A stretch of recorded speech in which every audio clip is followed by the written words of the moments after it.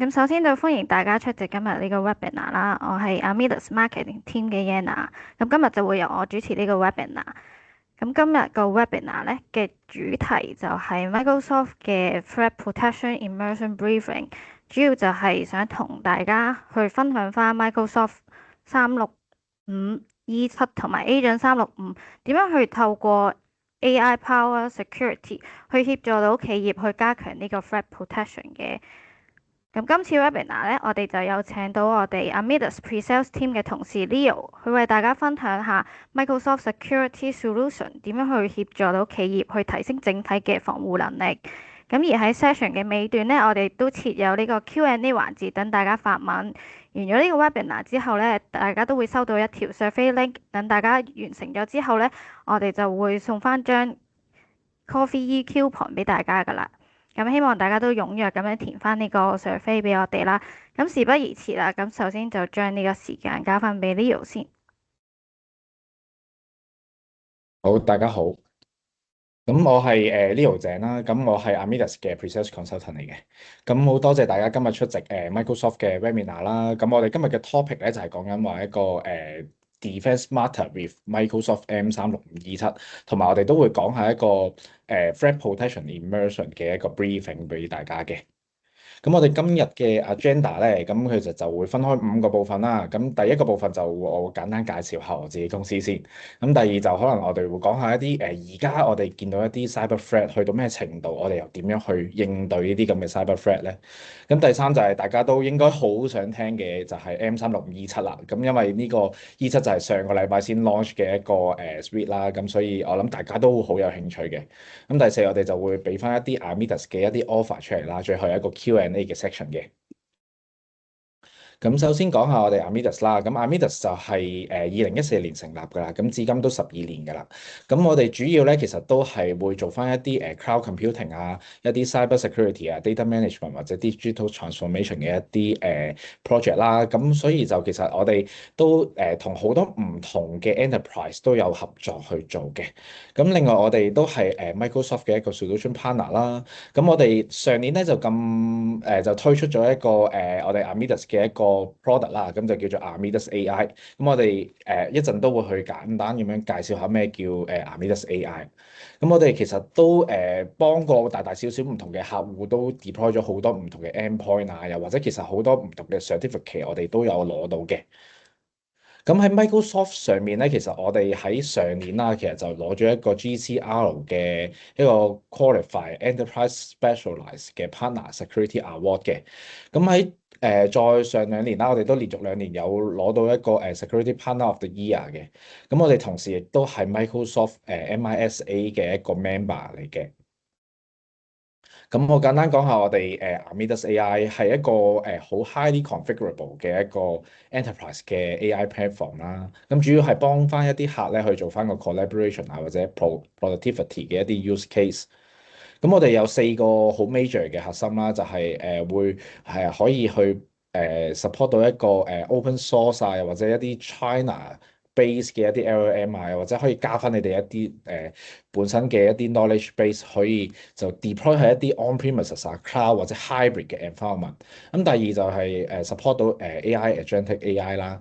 第三就係我哋會幫你做翻一啲 data fine tuning 啦。第四就當然係 support 翻唔同嘅 platform，即係話可能 OpenShift 啊、Nutanix AI 啊或者 Azure AI Service 我哋都 support 到嘅。咁我哋其實都有好多唔同嘅 use case 啦。咁呢啲就如果大家有啲咩use case 想同我哋討論嘅話，都可以歡迎去揾翻我哋嘅。咁我哋亦都 support 唔同嘅 MCP 啊，或者唔同嘅 custom tools，呢啲都係一啲 ready-made 嘅 connector，可以俾大家直接可以攞嚟用嘅。咁如果有興趣對Amidas AI 有興趣，都可以揾翻我哋嘅 sales 啦，又或者去 contact 翻我哋嘅。咁入翻我哋今日嘅主題啦，咁我講下我哋今日呢個現時啦，我哋一啲 cyber threat 其實越嚟越嚴重嘅，其實見到，咁其實嚴重嘅程度係唔止係話多啊，仲係快啦，仲係越嚟越多咗好多唔同嘅黑客嘅組織去做一啲唔同嘅 attack。咁其實我哋見到嘅就係比起早幾年，係多咗10幾倍嘅時候嘅一啲現象出現咗喺度。咁同時啦，亦都多咗好多唔同國家級嘅一啲黑客組織啊，例如一啲伊朗啊，又或者中國啊、俄羅斯啊呢啲有好多唔同國家背景嘅一啲黑客組織都越嚟越多，咁亦都多咗好多唔同嘅 ransomware 同埋 attack scale。咁其實呢個原因其實好簡單，其實大家都知嘅，就係因為 AI 普及化咗，咁大家可以用到 AI 嘅時候，其實黑客都可以用 AI。咁我哋用 AI 嘅時候啦，咁其實都多咗好多唔同嘅 attack surface 出現咗。咁例如可能我哋用 generative AI 嘅時候，咁可能我哋嘅 prompt 啦、response 啦，中間啲 API process 啦、一啲 API key 嘅用法啦，又或者orchestration 啊、plug-in function 啊，呢啲全部都係會帶到一啲新嘅 attack surface 俾啲 attacker。咁同時 attacker 都可以用 AI 噶嘛，係啦。咁 attacker 用 AI 佢可以去用嚟去 gen 翻一啲 malware 啦，可以攞嚟去做一啲vulnerability 嘅 discovery 啦，例如好似Crawl 之前有個 Mythos 啦，Mythos 就係做一啲 vulnerability scanning 嘅。咁之前都爆咗一件事，就係哦原來有一啲 unknown 嘅 user。雖然 Mythos 話淨係放俾一啲叫做50大嘅或者 join 咗佢嗰個Glasswing 嘅 program 嘅一啲公司先可以用，但係原來係有啲unknown 嘅 user 都攞咗嚟用，佢都唔知喎。咁如果黑客攞咗嚟用，咁其實就可以揾到你哋一啲公司嘅一啲漏洞，咁然後從而就去 customize 翻一啲 exploit 咁樣去attack 你哋。咁同時佢亦都可以做翻一啲 phishing 啦。咁其實 LLM 就即係好 customize 去做一啲 social engineering 啊，可以。咁你亦都可以去做有啲 CNC 啊，或者 deepfake 啊。其實而家大家都收到啲 SMS 啦，又或者係一啲可能大家都成日聽到就係打電話過嚟，點知係自己把聲呢啲。其實呢啲全部都係 leverage 緊 AI。咁個 attack surface 真係大咗好多。咁而喺咁多個 attack 嘅 factor 以下啦，咁其實喺我哋而家普通一間公司可能用緊去 defense 你哋公司嘅一啲 tools，可能講緊都可能成80幾個。咁而呢啲係其實分佈喺唔同嘅一啲 area 上面，可能你 email 又有一堆嘅email security 啦，endpoint 有 endpoint 嘅 security 啦，identity 啊 data 或者 workload 可能有各自嘅 security 嘅 solution。而呢啲全部都係分開或者冇一啲 correlation 喺度。咁變咗就係可能我當有一個attack 走到埋嚟嘅時候，咁可能一個你去 troubleshoot 一個 incident 嘅時候，你可能要走翻去唔同嘅 area，開翻10幾20個唔同嘅 console 先可以睇到成個 attack chain。咁更加致命嘅就係、即係其實對於 attacker 佢唔會理你有幾多隻 security product 噶嘛，其實佢個目標就係去攞走你啲嘢。咁佢就透過可能 phishing email 呢啲咁嘅即係最entry level 嘅一啲嘢啦，咁佢就慢慢去滲透落去你哋嘅一啲唔同嘅公司嘅 environment，可能透過 lateral movement 啊，又或者唔同嘅 attack 嘅成條 attack chain 咁樣去攞翻你哋唔同嘅一啲 data 走啊，又或者去 encrypt 咗你哋嘅 data 啊等等。咁其實呢樣嘢就係需要有一個 XDR 啦，去幫你哋去將唔同嘅 security tools 去組合翻埋一齊，咁令到你哋可以有一個 full picture 去睇到。咁其實總結翻頭先就係見到嘅一啲 threat 就係可能就係發生緊喺幾分鐘以內就已經係完成成個 attack chain，又或者其實喺attacker 就會利用可能你唔同嘅security tools 之間有一啲有一啲視野嘅盲點，咁可能就有一啲 advantage 喺度。咁其實對於security team 嚟講，最需要嘅係一個可以將唔同嘅 tools 去組合埋一齊嘅。咁 Defender Suite 咧就係一個可以將你哋所有唔同嘅 tools 啦去組合埋一齊。咁或者有一啲部分啦，其實係你哋可能暫時未 cover 得好足夠嘅。咁其實 Defender Suite 亦都有唔同嘅 tools 去幫到你哋去做翻一個protection 嘅。咁喺 identity 方面啦，喺access control 方面啦，喺 device security 方面啦，喺 collaboration 啊，即係一啲 SharePoint 啊、email 啊。Teams 啊，又或者你有啲 SaaS app 啊、Cloud app 啊，呢啲其實 Defender Suite 就係成個 package 可以俾到 offer 到俾你哋去做翻一個 protection 嘅。咁睇翻一個好真實發生過嘅一個 case 啦，咁 Auto Tempest 啦，呢個係一個黑客組織啦，咁佢就去做翻一個專係去做一啲偷 cryptocurrency 啊，又或者去做一啲 ransomware 嘅 operation 啦。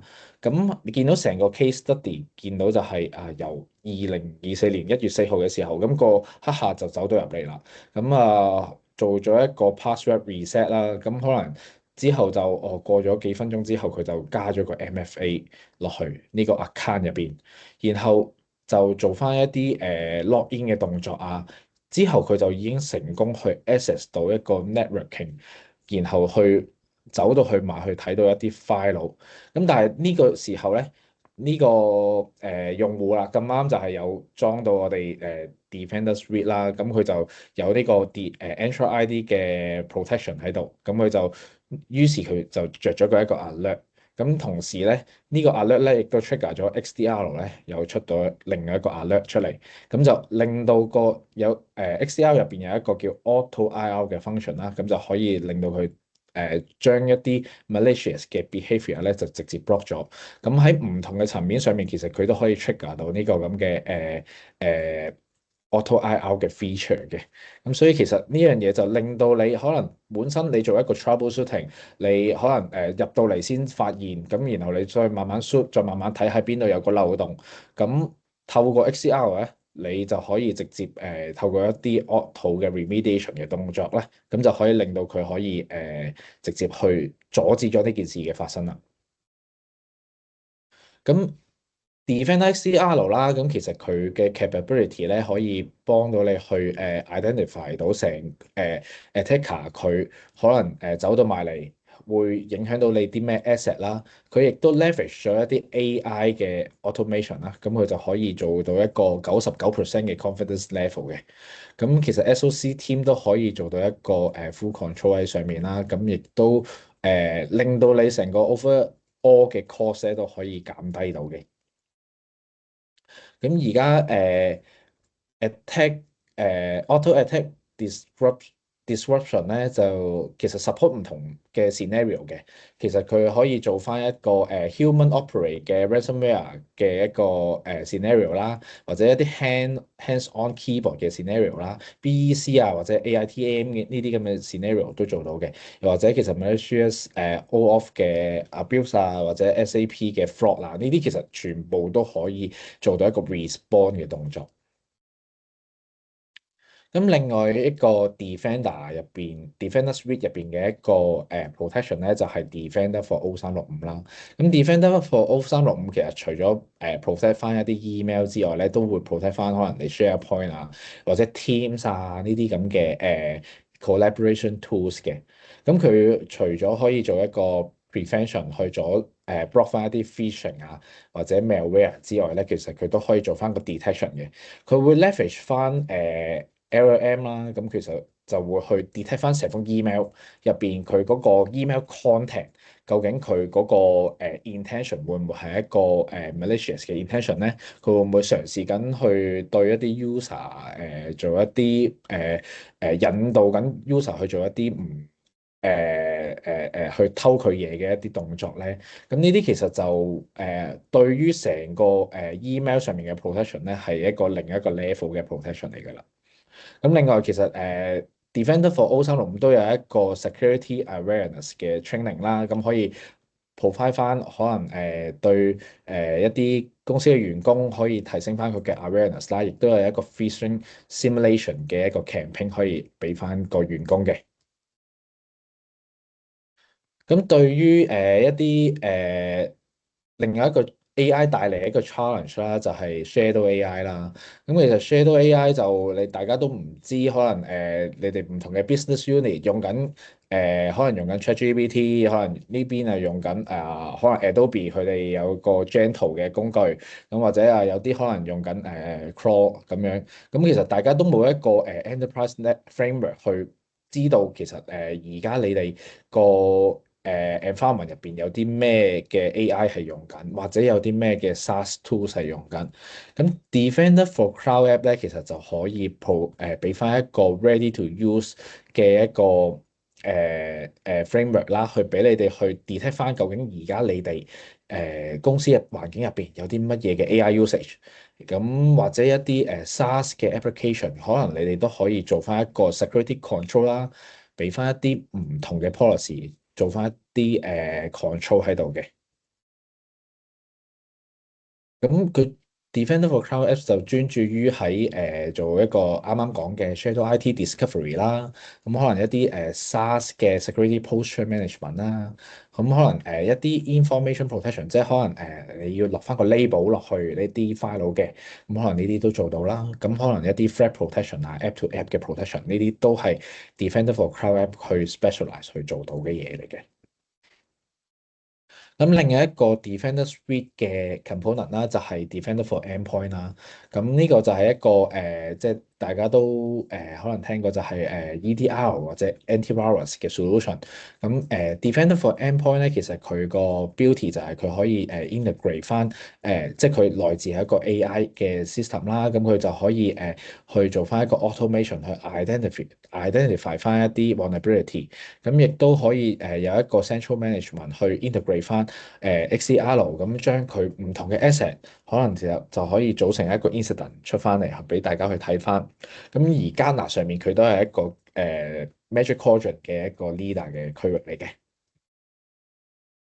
咁 Defender Suite 其實就即係幫到大家去做翻一個 enhanced security 啦，咁亦都去有一個 cost effective 嘅一個suite 去俾翻大家去買晒 include 晒入邊咁多嘢啦。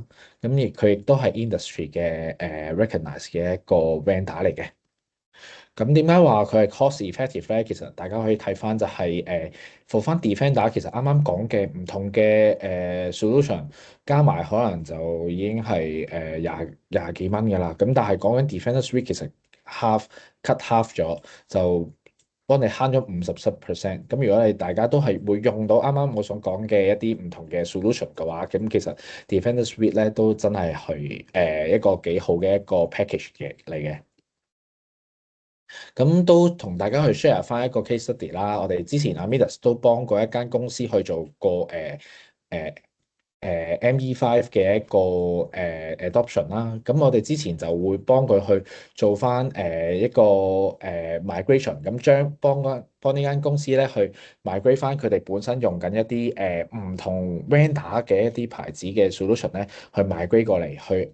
即係maximize 翻個 usage of 個M365E5嘅 suite 嘅。咁可能一啲啱啱講嘅 MDE 啊，或者 MDO 啊，或者 Purview 啊，或者Incident IRM 啊呢啲咁其實我哋都有經驗咧，去幫啲客去做翻一個 migration integration 嘅。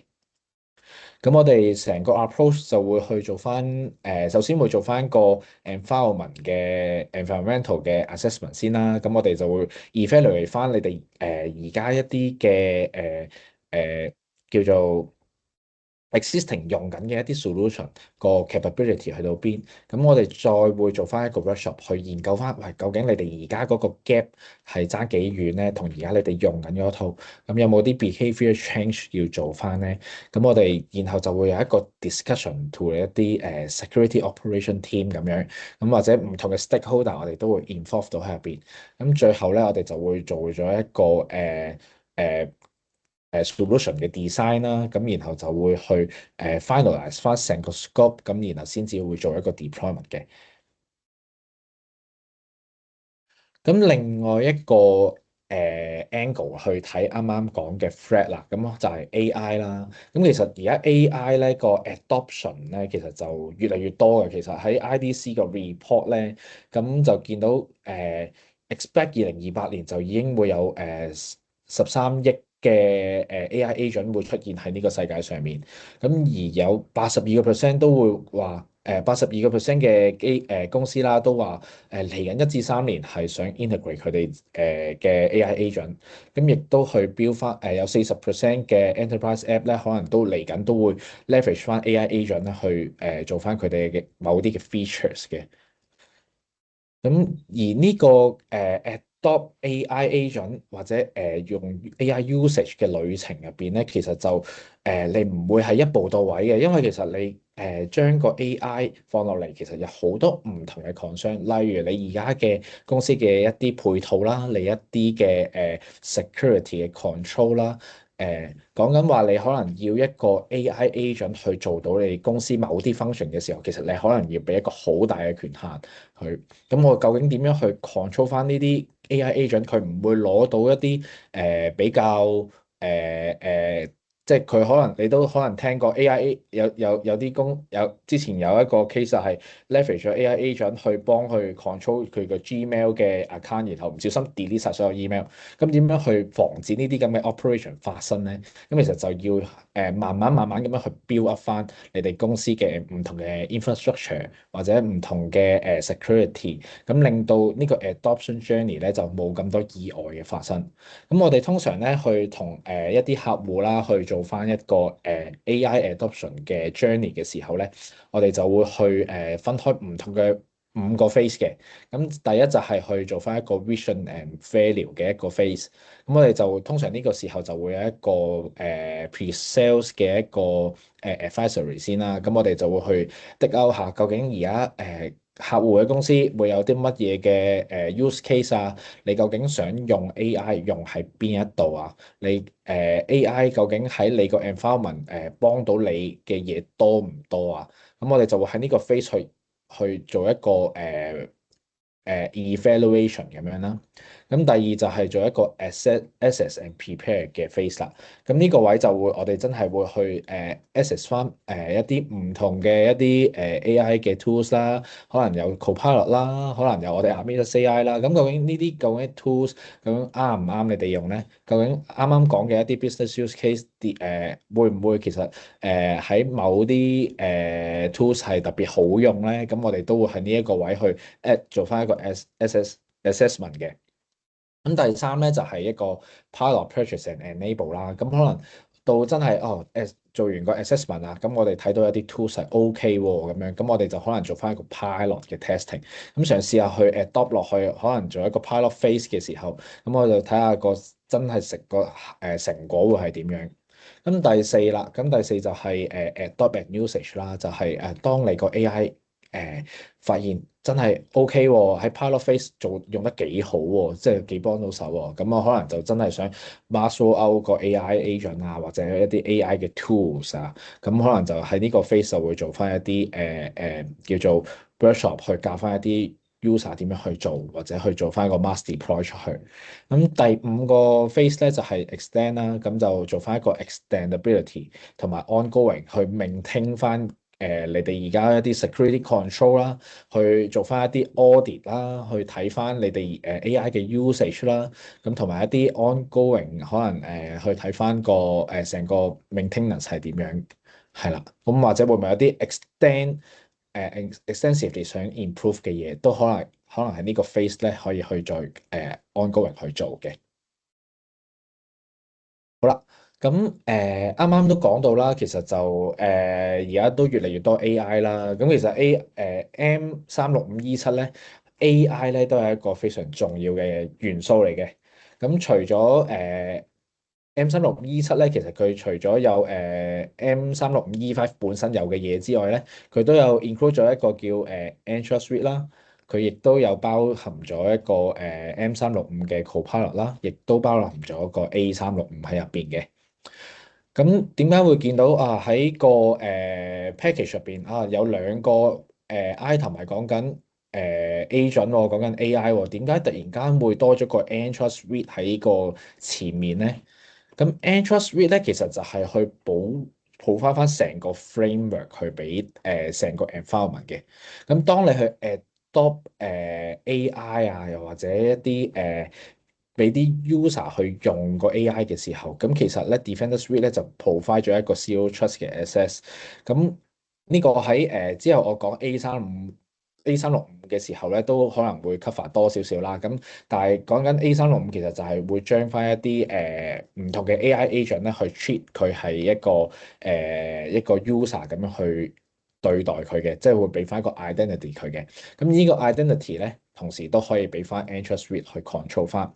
咁 Entra Suite 咧，咁佢可以 protect 佢原本嗰個protection 咧，就係針對翻一啲唔同嘅員工啦。咁佢可能就喺當個員工喺唔同嘅 location 啊、唔同 platform 啊，或者佢用唔同嘅 device 嘅時候，咁佢都可以 under 一啲 control 啦。咁佢亦都可以 protect 翻佢用緊嘅一啲 resources 啊，或者啲 permission 啊。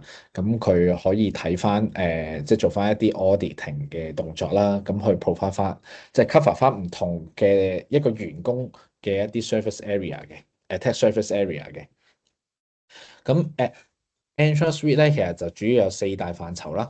第一就係講緊話做翻一個 governance 啦，咁就一個員工佢嘅無論由佢入職開始，由之後咧就去到可能佢有一個轉職嘅時候，咁或者佢離職嘅時候，咁呢個Entra Suite 咧都會有個 govern 嘅動作啦，可以去 protect 翻嘅。咁第二咧就係 modernize 翻一啲 assets 啦，咁可能就一啲 for 翻一啲 legacy 嘅 on-premises 嘅 application，咁佢都可以去 modernize 翻啦。第三咧就係去做翻一個 secure assets 嘅，咁呢個就係一個新嘅 dimension 嚟嘅。咁因為對於 AI 嚟講咧，咁其實我哋香港啦，可能就用唔到 ChatGPT 啊呢啲咁嘅 solution 啦。咁但係透過我哋Entra Suite 嘅 secure assets 咧，其實呢樣嘢都係 achievable 嘅。第四就係去做翻一個 defense on 個 phishing attack 啦。咁可能就對於可能一啲MFA 啊，或者一啲 conditional access 嘅 policy 咧，都可以 protect 翻你哋。係啦，咁 Entra Suite 咧，佢嘅 component 有呢五個啦。咁第一個咧就係Entra 嘅 private access 啦。咁佢就係取代翻你哋原本嘅一啲 VPN 去 access 翻你哋 company 嘅一啲 private resources 啦。咁 Entra Internet Access 咧就係一個 secure web gateway。咁呢個 web gateway 咧就可以去令到你通出去 Internet 嘅時候有個 protection。咁而啱啱講嘅可能你要用 ChatGPT 嘅，咁可能就會喺呢個 Internet Access 上面咧去做一啲 policy 俾佢啦。咁第三咧就係個Entra ID Governance 啦。咁呢個就係一啲 IGA 嘅 solution 啦，就係啱啱講嘅可能 Joiner、Mover、Leaver 嘅一啲嘅一啲 action 嘅時候，咁究竟佢會有啲乜嘢嘅entitlement 嘅 action 咧？有啲 life cycle 嘅 referral 咧？咁或者有一啲 asset certification 嘅時候，咁可能都可以 leverage 翻 Entra ID Governance 嚟做嘅。咁然後就仲有Entra ID Protection 啦。咁 Entra ID Protection 咧就可以去 provide 翻個 conditional access 啦。最後就有一個 Verify ID Premium 啦。咁呢個就係做翻一個 decentralize 翻啲 identity 嘅，去 verify 翻一啲Entra ID 入邊嘅一啲 credential 咁樣咯。咁 Entra ID Suite 咧，咁其實就去俾到客戶唔同嘅一啲 value 啦。咁其實都喺度彰顯到出嚟嘅。咁其實見到都個 cost 又低咗啦，security 又好咗啦，咁 lifecycle management 又快咗啦，咁個 management 個effort 又低咗嘅。咁而Microsoft 喺唔同呢啲嘅region 嘅 solution 咧，其實都有recognize as 一個 leader quadrant 嘅喺Gartner 嘅Magic Quadrant 入邊嘅。咁Entra Suite 咧，咁其實佢就可以喺個夾住個 ME5 嚟用啦，又或者 ME7入邊其實都已經係 include 咗喺入邊嘅。咁嚟緊咧，呢度咧，我哋就有個demo 啦。咁呢度就係講緊話我哋有一個HR 嘅demonstrate 翻一個IGA 嘅 workflow 啦。咁可能就係講緊話有一個 user 新入職入嚟，咁佢入職咗之後咧，咁佢就做咗一啲操作，然後咧佢就最後離職嘅時候，咁喺個 Entra ID 又會發生緊啲咩事咧？係啦，咁首先喺度睇到嘅咧就係呢個 HR system 啦。咁當有個員工入咗職啊，Aaron 入咗職，咁咧咁啊 HR 就喺個 HR system 入邊咧就去create 翻一個 entry 俾佢啦，俾阿 Aaron 啦。咁與此同時咧，其實見到喺個 HR 上面做嘅動作就只不過係加咗個新嘅員工嘅啫。咁其實佢就冇喺個 Entra ID 度做啲咩嘅。咁但係去翻 Entra ID 嘅 portal 咧，就見到佢自動已經 synchronize 咗出嚟。咁喺 provisioning 呢個 account 出嚟咧，咁其實就做到一個 automation 啦。佢亦都可以去出翻一個 email 俾個 manager notify 翻佢發生呢樣嘢。咁呢個員工入咗職之後咧，咁當然佢見到Amadeus 喎，咁有 Amadeus AI 喎，咁可能佢就想嘗試去用。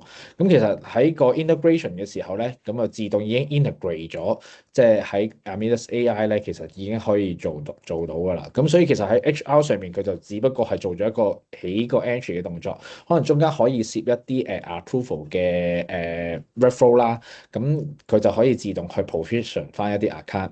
咁但係呢個Aaron 啊，咁可能佢就用入到去個 Amadeus AI 咧，就嘗試去用一啲malicious 嘅 prompt 啦，咁我可能做一啲 prompt injection 嘅動作。咁其實見到咧喺個response 啊，啱啱其實都睇到咧係會出咗個 error 嘅 message 出嚟嘅。咁呢個其實咧就係講緊話喺Entra Suite 上面咧，其實都有做翻一個 protection 啦。咁其實佢會 detect 翻究竟一啲prompt 咧會唔會做咗一啲 injection 嘅動作，咁去影響危害到公司啦。咁其實佢就可以做翻一個 blocking 嘅。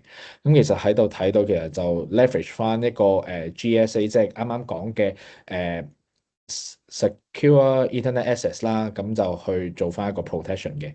咁呢個亦都係另外一個 demo 啦，就係去 ChatGPT 啦。咁香港啊理所當然用唔到 ChatGPT 嘅，咁公司嘅 policy 都可能會閘咗佢。咁喺呢個Entra ID Suite 入邊咧，其實佢就有一個 access package 啦，可以做翻一個 just in time 嘅 package 嘅一個 request。咁見到其實 for 翻個 user，其實佢可以走翻入去呢個 portal 入邊，去自己去request 翻唔同嘅 resources 啦。咁例如 ChatGPT 佢想用啦，咁可以就喺度做翻一個 request。咁啊 manager approve 咗之後咧，咁其實個 user 咧佢就可以用到個 ChatGPT 嘅。咁你見到manager 呢個時候有個 approval 嘅 email 啦，咁 approve 咗之後啦，咁Aaron 呢個新嘅員工咧，佢攞到個 approval 之後咧，佢再嘗試去入翻個 ChatGPT 嘅時候咧，咁佢就係啦，咁佢就會成功入去入到噶啦。咁呢個就係可以去 demonstrate 翻我可能一啲 just in time 嘅 access 啊，或者成個 workflow 即係成個 life cycle 咁樣。咁我可能當個 Aaron 啊，可能佢做一個 resign 嘅時候，咁可能 HR 都喺度做個 resign，即係撳翻 remove 佢嘅動作啦。咁其實見到HR 都只不過係做咗一個 resign 嘅一個 button 咁樣。咁可能當然都係可能有 approval 嘅時候，咁可能都可以攝翻落去啦。咁見到喺 Entra ID 上面咧，其實就已經個 account 個 status 咧就已經係變咗 disable 噶啦。咁而佢其他嘅 group membership 啊，或者 application 啊呢啲都自動去 remove 晒嘅。咁變咗就可以去保障翻可能有一啲account 嘅遺留咗係一啲 resign 嘅員工啦，又或者佢都可以做翻一個 access 嘅 certification recertification 啦，咁去 review 翻呢個 user 嘅會唔會 over 有 over 即太多嘅 permission 去俾佢咧，咁可能佢可能唔需要嘅，咁可能就可以做翻一個 research 嘅動作去 check 翻啦。咁啱啱講嘅就係 Entra ID Suite 啦。咁另外一個 ME7咧，一個重點就係M365嘅 Copilot 啦。咁 M365 Copilot 咧就其實佢係已經去include 晒喺一啲 Office 嘅 application 啦，又或者係一啲 Teams 啊、SharePoint 啊呢啲嘅application 咧，其實入邊已經係 build in 咗有 Copilot 嘅。咁 Copilot 嘅 core 其實咧就係講緊係一個叫 WorkIQ 嘅。咁 M365 Copilot 同埋普通 user 用嘅即係 commercial 用嘅一個 Copilot 其實有少少唔同嘅。咁 WorkIQ 咧就係可以去 build 翻一個profile 俾唔同嘅員工啦。咁佢就會 correlate 翻唔同，即係透過唔同嘅 agent 去 correlate 翻一個員工佢可能會平時一啲 behavior 啊，又或者一啲佢用到嘅一啲嘅 file 啊，佢用到嘅一啲 tools 啊，咁佢就會做翻一個 memory 俾佢。咁佢就會當個 user 可能問佢嘅時候，佢就會 dig out from 個 memory 去答翻嚟。咁例如啦，可能係一啲 email，咁可能係平時喺個email 我收開嘅一啲我做 marketing 嘅，咁我可能做開一啲 marketing 嘅一啲 email，可能做一啲 EDM 等等嘅 email 嘅 procedure。咁可能有啲 question 係關於 marketing 嘅，咁佢就會記住咗，你呢個員工係一個 marketing 嘅員工，咁我就可以去滴翻唔同嘅 data，即係你會接觸到嘅一啲 data 咧，咁佢就會俾翻一啲相對應嘅啱嘅答案你啦。咁呢個位就可以做翻一啲 customization 啦，咁就變咗就對於用家嚟講就唔會有太多嘅 irrelevant 嘅一啲 information 會走到出嚟。咁 Copilot 咧，其實本身就已經係 embed 咗喺你哋唔同嘅 Office 嘅 tools 入邊嘅。咁只要有適當嘅 license 咧，咁其實就已經可以用到啦。咁同時 M365 Copilot 咧都有兩個 features 係for 翻大家可以用到嘅。第一就係一個 agent builder 啦。咁譬如有一啲workflow，咁可能俾翻一啲non-IT 嘅員工，佢又想 build 喎，但係我又唔識去 build 喎。咁我哋就呢個時候就可以用 agent builder，用翻一個 natural language，可能打一句話，我想去做某某某 task，咁可唔可以幫我做一個workflow 啊？咁樣，咁其實佢就會自動去 build 翻一個 agent。咁而且佢呢個 agent 咧係可以 share with 唔同嘅 team member 啦，又或者去 integrate 你哋唔同嘅 M365嘅 app 啦。咁Copilot Studio 咧就係 for 翻一啲IT 啊，或者一啲有 skill set 嘅一啲員工啦，咁可能佢就可以做翻一個 custom 嘅 agent。咁呢個 Copilot Studio 就可以customize 翻，即係就 detail 少少啦。咁可能啲嘢就又可以駁翻唔同嘅 connectors 啦，咁或者你哋一啲唔同嘅 agentic process，咁都可以 leverage 翻個Copilot Studio 去 build 一翻嘅。係啦，咁 Copilot M365 Copilot 咧，其實佢都 support 翻唔同嘅models 啦。咁而家最新應該都用到ChatGPT 5.5啦，又或者Claude 嘅 Opus 4.7，其實佢都有嘅。咁 for 翻MCP 啦，佢都有唔同嘅 connectors 俾佢去攞翻啦。咁然後佢亦都有個 evaluation 啦，咁去可以有一個 structural 啲嘅一個 automate test，咁就可以去定期去 check 翻一啲 agent 嘅 performance 啦。咁然後佢亦都 support 翻 multi agent 嘅。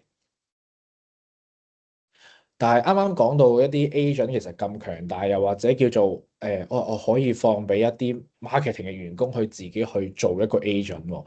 咁其實呢個位係好多公司都會好擔心啦。喂，咁我會唔會放得太多 right 俾佢哋去做啊？佢哋個 agent 會唔會唔知做緊啲乜嘢㗎？咁所以其實你去 build 一個 agentic AI 咧，你首先要 build 好你哋嘅 security 嘅。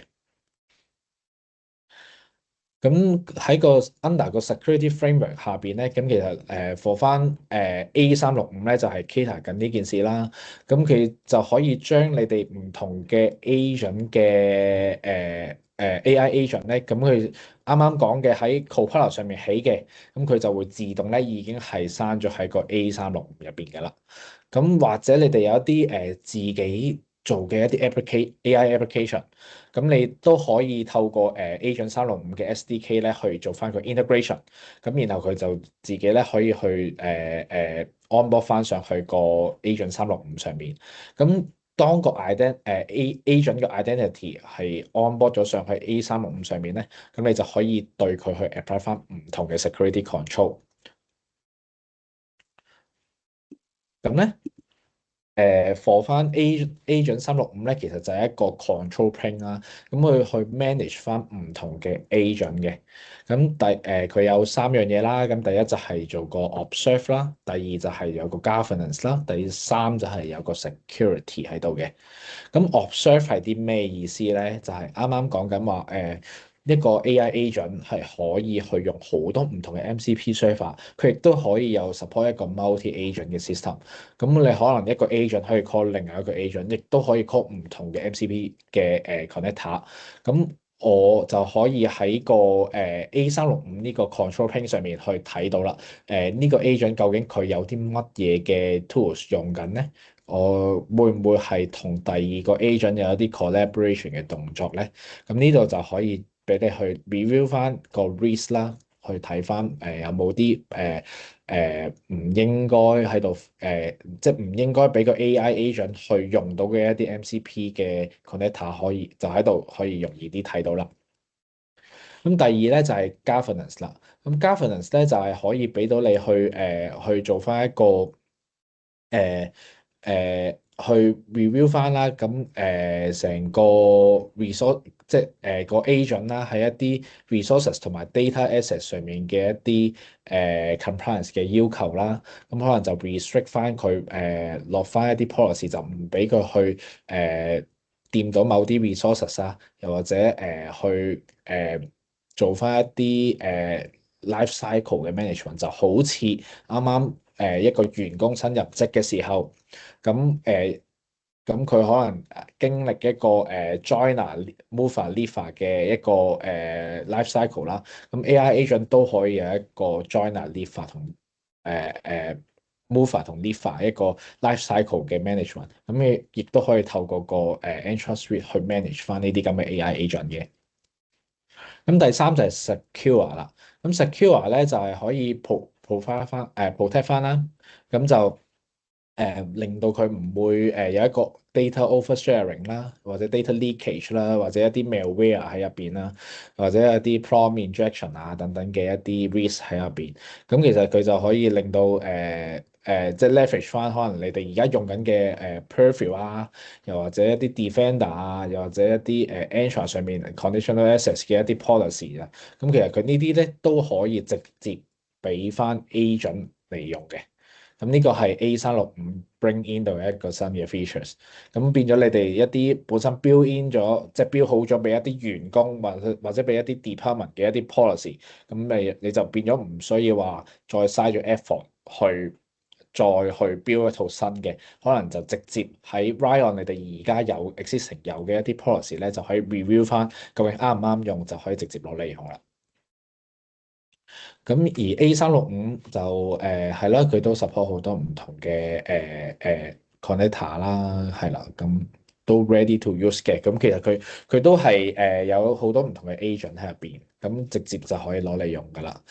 咁喺 A365入邊咧，其實就將呢啲 capability 咧就extend 到 agent 啦，即係啱啱講嘅一啲 control 啊咁樣。咁啱啱講咗就唔多講啦呢個位。咁嚟緊咧，我就有另外一個 demo 啦。咁呢度就係講緊話，我哋都嘗試去標咗一個 agent 出嚟嘅。咁其實呢個 agent 咧，就可能就做翻一個for 翻一個 HR 啦，去 filter 翻一啲唔同嘅candidate。即係佢 send 咗 CV 過嚟，咁我哋去screen out 翻有啲咩嘅合適嘅 candidate 啦。咁所以就標咗個AI Copilot 嘅 agent 喺度啦。咁呢個 agent 咧，咁當有一個新嘅email send 過嚟啊，我當呢個係有個新想apply 呢份工嘅。咁 HR 咧，佢就會收到個 email 啦。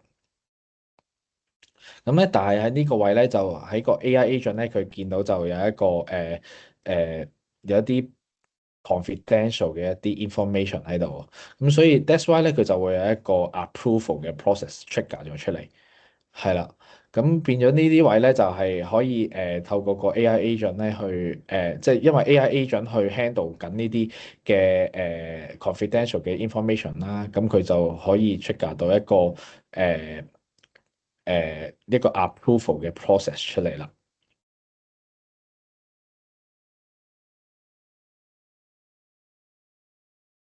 係啦，咁另外咧，佢都可以 leverage 翻一啲即係啱啱講個 confidential 嘅 information 啦，其實就係 leverage 緊 Purview 嚟做啦。咁其實都可以喺度 check 翻睇翻一啲DLP 嘅 rules 啊，喺度睇翻啲 audit log 嘅。咁喺度咧，其實都見到有唔同嘅 agent 啦，咁其實可以list out 翻喺度俾大家去睇到嘅。係啦，咁呢度就係啦，就好似啱啱嗰張圖啦，就有個圈圈咁去俾你大家睇翻佢究竟入邊用咗啲乜嘢嘅 MCP 嘅connector 咁樣啦。係啦，咁 A365咧，其實就即係呢樣嘢，其實係幫緊一啲即係將緊我哋嘅 working efficiency 咧係增加咗好多嘅。咁其實亦都減低咗一啲 cost of risk 啦。咁所以其實我哋透過 A365咧就可以 control 翻大家唔同嘅一啲即係俾大家有一啲 business 嘅 growth 啦，係啊。係啦，咁所以其實就你可能 next step 你哋就即係可能就可以了解翻多啲，咁可能就 for 翻 Copilot 係點樣去 work 啊，又或者係 for 翻 A365究竟係點樣去做啊咁樣嘅。係啦，咁嚟到最後啦，咁可能就即係大家都可能最有興趣嘅就係個價錢啦。咁其實 M365E7咧就係99蚊，咁其實 include 咗 E5啦，include 咗Copilot 啦，include 咗 Entrust Suite 啦，亦都 include 咗個 A365嘅。咁佢係啦，個 pricing 就係99蚊啦。咁見到就其實就相比起 E5咧，其實佢就多咗下邊呢一橛啦，就係 AI 同埋 AI management 呢一個 area 嘅，咁亦都多咗 Entrust Suite 呢一度，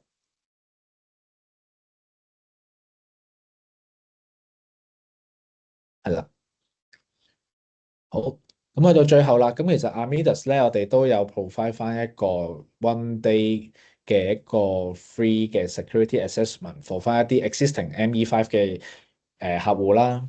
咁我哋亦都有一個日嘅一個 add-on service 啦，咁去做翻一個 comprehensive 嘅 assessment，去俾翻大家去睇翻你哋而家 existing 嘅 environment 有冇一啲 gap 喺度啊，或者係有冇啲 security risk 喺度嘅。咁其實呢個都係我哋 Armidas 俾到嘅 offer 嚟嘅。咁如果有興趣咧，都可以 contact 翻我哋唔同嘅Armidas 嘅同事啦，係啦。咁今日嘅時間就係咁多啦，咁交翻俾阿 Yana 先。係，咁多謝晒 Leo 嘅分享啦，相信大家都更加了解到 Microsoft 嘅 solution 點樣可以協助到企業去應對 AI 時代之下嘅一啲 cyber threat 啊，同埋 data security 嘅挑戰。咁跟住落嚟呢，就係我哋嘅 Q&A session 啦。咁如果大家都有問題嘅話呢，都可以喺 chat box 嗰度留低你哋嘅 question 啦，咁我哋就會現場解答噶啦。係，咁我哋就見到我哋就有收到有人就問呢，話佢公司目前呢已經使用超過80種嘅 security tools 啦，咁就想問下 Microsoft Defender Suite 可以點樣幫到佢哋去整合呢啲工具，同時間又唔影響現有嘅運作呢？咁就麻煩 Leo 去解答一下。嗯，Defender Suite 咧，其實就有 XDR 啦，咁 XDR 就可以將翻你哋唔同，即係其實無論係Microsoft 啱啱講緊嘅一啲 solution 啦，又或者其實係一啲你哋本身用緊唔同 security platform，即係唔同 vendor 嘅一啲 security platform 咧，其實都可以 integrate 落去 XDR 入邊嘅，咁變咗就可以用翻成個 XDR 去 correlate 翻，啱啱講有80幾種。咁可能80幾種就可以一次過係 integrate 晒落去 XDR 入邊。咁當佢有一啲alert 啊，有啲 incident 嘅時候，咁佢就會成個attack chain 就會去放翻出嚟，去俾大家去有一個容易啲去 investigate 或者 troubleshoot 嘅一啲動作咯。係。係，好，唔該 Leo。咁如果有其他問題都可以喺 chat box 嗰度打出嚟。係，咁我哋之前咧都有收到有人問，就話佢哋已經係 Microsoft 365E5嘅用戶咯喎，咁升級到 E7到底有咩 extra value 咧？特別係佢哋呢開始引入呢啲 AI agent 嘅情況之下啦，就想知道 E7可以點樣去幫到佢哋更加好咁樣管理同埋保護呢啲 agent 嘅。M365E7咧喺啱啱都講過啦，就係喺 E5上面咧，其實仲多咗Android Suite 啦、M365 Copilot 啦，或者同埋 A365啦。咁其實Android Suite 咧喺如果係話需要去 adopt 翻個AI agent 嘅情況下，其實就好似我啱啱所講啦，其實 A365好大程度上就係將緊一個AI agent 嘅一個 life cycle 其實標緊出嚟嘅。咁所以其實你如果喺adopt AI agent 之前，其實已經對緊你哋本身嘅員工或者一啲唔同嘅resources，其實都會有一個life cycle 嘅一啲 control 啊，又或者有一啲唔同嘅resources 嘅或者 permission 嘅一啲 restriction 啊。咁其實對於你哋喺adopt AI agent 嘅時候，就會容易啲去容易啲去 monitor 或者去 observe 翻。咁亦都E7咧，其實都有 offer 到M365嘅 Copilot 啦。咁 M365 Copilot 都其實因為佢係一個 integrate 翻你哋 email 啊，又或者你哋一啲 tools 啦。其實對於我嚟講，我成日都會用到 M365 Copilot 嘅。係用嘅位就係可能你要揾一啲 email 啊，又或者你一啲放咗喺SharePoint OneDrive 嘅一啲 file 嘅時候，其實佢就因為佢 correlate 嗰堆嘢，其實就係 based on 你呢一個 personal 嘅一個 profile 去做翻一個 correlation 嘅。咁佢答到你嘅嘢咧，都係 based on 你睇到嘅嘢。咁所以其實一嚟就係唔擔心話可能有一啲唔應該呢個 user 睇到嘅嘢，佢會透過個M365 Copilot 答到出嚟，亦都佢可以透過你一啲唔同嘅 email，再加埋你 SharePoint 可能一啲陳年舊嘅 email，咁可能佢都可以做翻一個 correlation，咁然後就答翻。即係就可以透過去 dig out 翻一啲你平時可能會遺留咗嘅一啲 information 去答翻你，咁呢個都係我覺得非常大嘅一個 value 嚟嘅。好啊，唔該晒 Leo。咁如果大家之後仲有任何問題咧，其實都可以喺 webinar 完之後再 email 翻我哋啦。咁喺上飛嗰方面咧，咁之前一開始都同大家講過啦。完咗呢個 webinar 之後就會收到 Microsoft send 俾大家嘅上飛 link 啦。咁都希望到時大家可以花少少時間去填翻個 feedback 俾我哋啦。咁樣完成咗呢個上飛，等我哋確認咗你嘅 attendance 之後咧，我哋就會 email 送翻張50蚊嘅 Coffee E coupon 俾大家噶啦。咁今日就多謝大家抽時間參加我哋嘅 webinar 啦。咁希望今日嘅分享都可以幫大家帶來啲新嘅 insights，亦都幫到大家去了解到更多 AI security 同埋一啲 threat protection 嘅一啲最新趨勢啦。咁我哋下次再見啦，唔該晒，拜拜。